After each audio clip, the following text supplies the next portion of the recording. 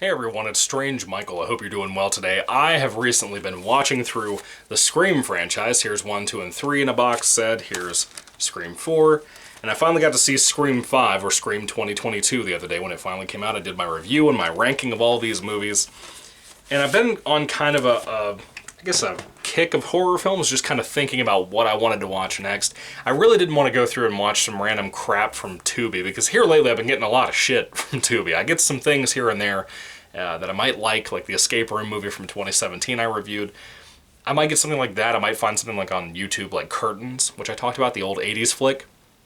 And then kind of meandering movies like Funeral Home, which was also on YouTube. I don't really find a whole lot I want to really make the effort to go find to watch recently. And seeing Scream the other day, I was like, I really want another slasher series to watch, but not something that I haven't heard of. I want something familiar.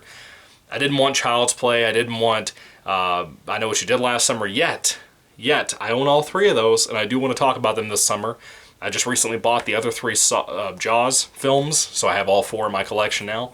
Big Jaws guy, the original movie. I really like the original. I have both of the first 2 books from Peter Benchley. And I just thought about it more and more. I was like, I really want to watch something I'm familiar with. It wasn't time for Friday the 13th yet, because I usually count that as more of a summertime type of thing. I might watch them here and there during October. Not for the last few years, but most of the time I do in my life. And Halloween, of course, I watch during October. I don't watch it at any other point. I'm forgetting something. Leatherface. Leatherface is a really type of a summertime thing too, but I am planning on doing a watch through of those this year at some point during the summertime. I'm currently buying those movies. I have 2 more to pick up for my collection, then I'll have them all.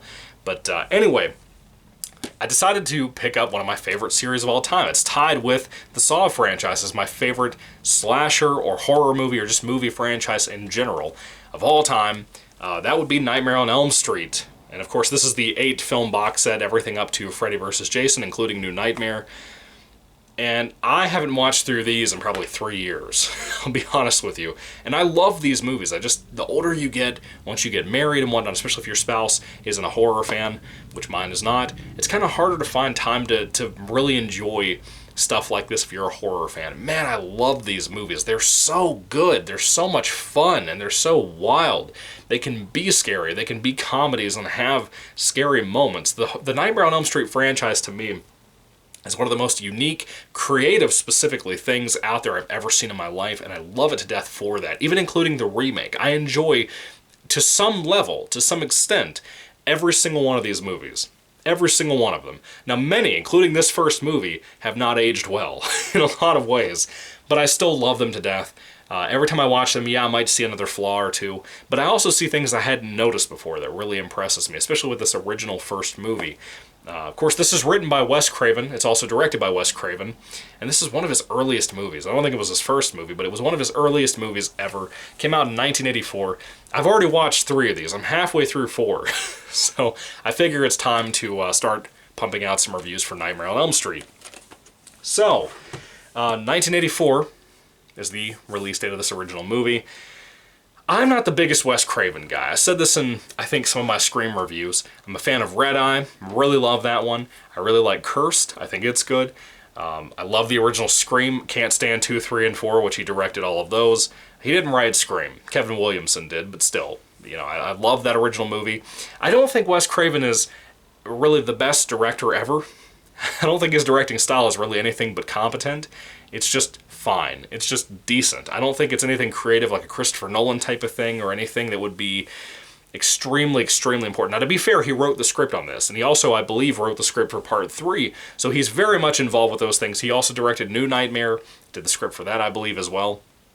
Very, very smart man, don't get me wrong. And out of the very common pieces of trash that comes out of Hollywood, I would say that he probably is one of the most genuine-looking people. From what it looks like as a person who's never met him, or doesn't know him, he's passed away now as well, so that's kind of sad. But he seems like he was genuine. When you hear stories about how he handled things in the Hollywood world, it doesn't seem like he was that much of a piece of shit like a lot of people out in Hollywood. Anyway, so he kind of started off a bunch of careers with this movie. He really did, and he really kind of jump-started New Line Cinema. This is like their first movie they ever put out, and it was the big hit for them, and thankfully so, because they put out a lot of stuff I liked over the years. I grew up in the 90s and 2000s. I saw a lot of New Line Cinema movies with that logo at the beginning. I've seen the logo change around all the time. I think this earlier movie is like my favorite logo appearance I've ever seen of theirs. So he jumpstarts some careers here. Heather Langenkamp doesn't really have much of a career, in my opinion. I guess whatever she considers, I don't know. But she's in this, she's in part 3, she's in New Nightmare, and she's better as she gets older in her acting skills. In this movie, not so much.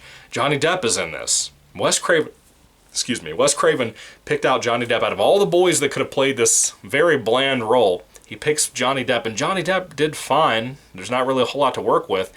But you see the kind of career he went for. Wes Craven really knew what he was looking at with people. Robert Englund, who carried an entire franchise. An entire franchise. You almost can't have, according to most of the fandom, aside from myself, because I like the remake too, you can almost not have a franchise here because of Robert Englund. If he wasn't in these, they wouldn't be as good. They tried that with part 2, and it just didn't work. They had to reshoot those scenes because of Robert Englund being so iconic in this role. I'm not somebody who says he's the only one who can play the role, but he was one of those people like Boris Karloff who were born to play this role. He was, like with Karloff and Frankenstein. Karloff was a wonderful actor, so was Lon Chaney Jr., but they were born to play those monsters they played. Robert Englund was born to play Freddy Krueger, in my opinion. And Wes started his entire career, even though most of Robert Englund's career has been low-budget horror, everybody knows him. Everybody knows who he is. He's my generation's Karloff. Kind of like Bill Skarsgård's the next generation's Pennywise. You know, if he would keep doing movies if they would keep making sequels like It Chapter 3 or something, even though they won't do that because the book ends at Chapter 2 or whatever. It's amazing to me, frankly. It's kind of a shame that Englund's career didn't take off the way it should have because of how good of an actor he actually is. But anyway, what is Nightmare on Elm Street about? Everybody knows. If you're watching this channel and you know it's a horror-focused channel, you probably already know. If you're just a pop culture person, you just kind of watch whatever's getting a little stir in the crowd, you probably know what this movie's about. Basically, there's a group of teenagers who are in high school, and they start having nightmares about this guy named Freddy Krueger. We start out following a girl named Tina, then we start following her best friend Heather. There's some cool little references throughout this movie to different horror franchises, particularly one classic called Psycho. I thought it was a cool little fake-out involving that. You have some great stuff in this. For example, there's wonderful kills. I mean, just kills that are just brutal. There's more gore in this than I think the first, 3 Friday films. I think part 4 came out after this. I could be wrong.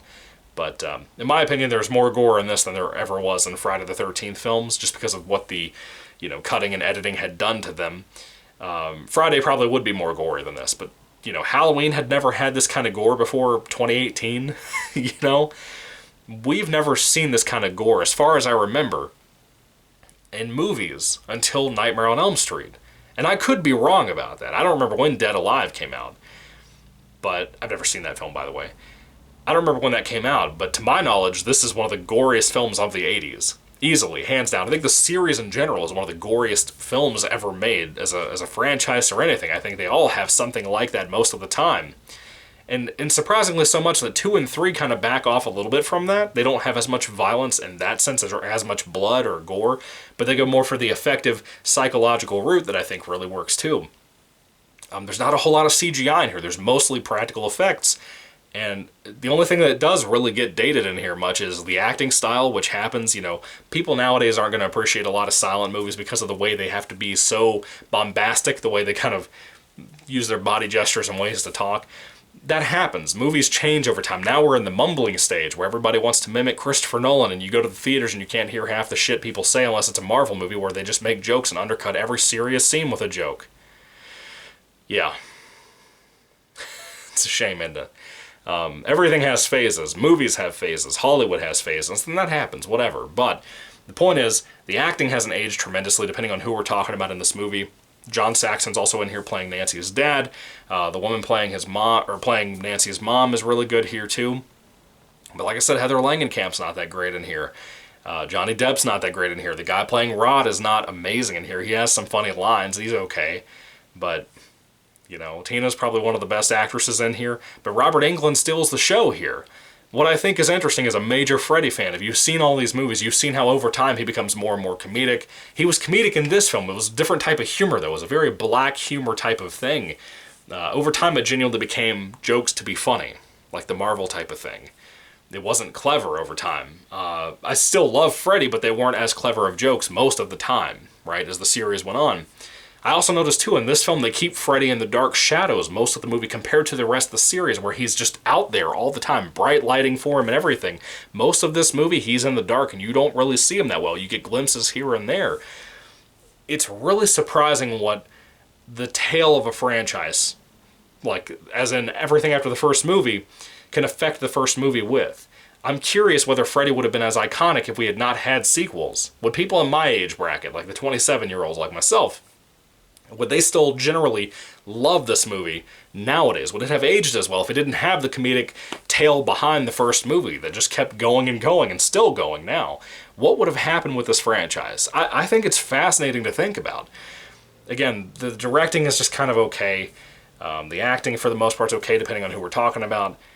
But the character writing is okay. There's some jokes in here that work really well. But Robert Englund is the shining light of this movie, and the practical effects are the shining light of this movie, hands down. And I like the settings, I like the locations, I like Nancy's house that we focus on in this movie. I like all that stuff.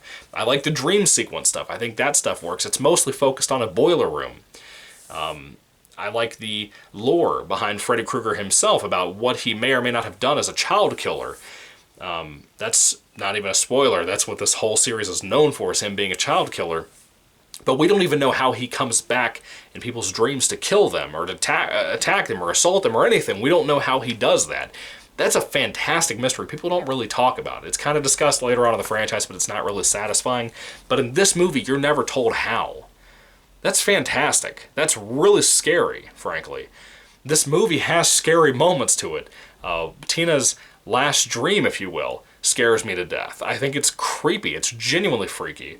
It scared my mom to death. My mom describes it as a scene, especially with the long arms thing that's so iconic, that's something they had never seen in movies before at that point in the 80s.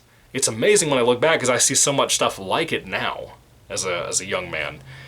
So, Nightmare on Elm Street.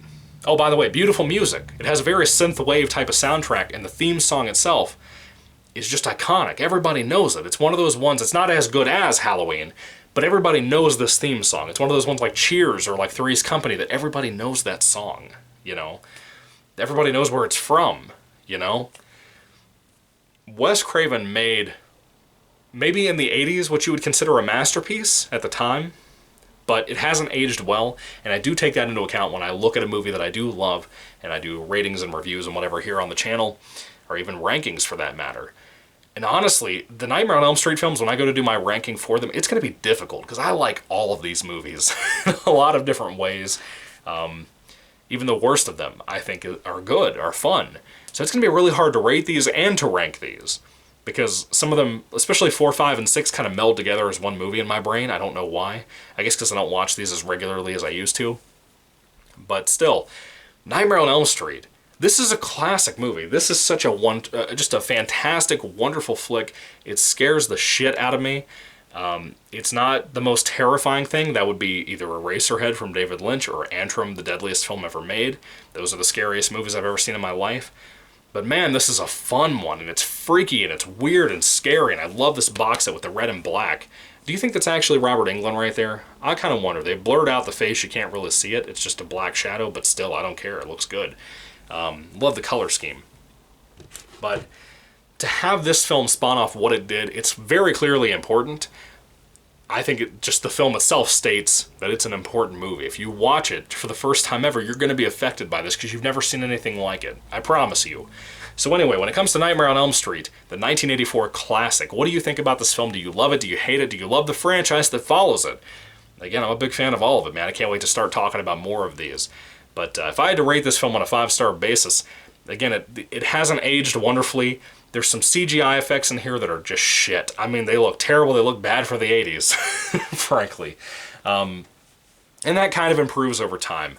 But the acting style and stuff, it doesn't really hold up as well, in my opinion. That's not really fair to the movie, so I don't really like to hold that too much on it. but the practical effects are wonderful. Like I said, there's so many great things here, but like I said, things that are lacking are things like the directing style. And that lacks severely, even for the 80s, so I still have to take things like that into account.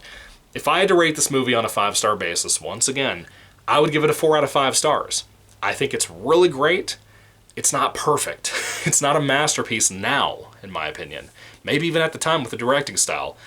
But I genuinely love it. I think it's a great flick. I think it's worth your time if you've never seen it or seen any of these movies. You need to watch them in order. Not that they all tie in entirely together, but they're all more fun if you watch them in that way, because they're kind of episodic. They kind of stand alone most of the time.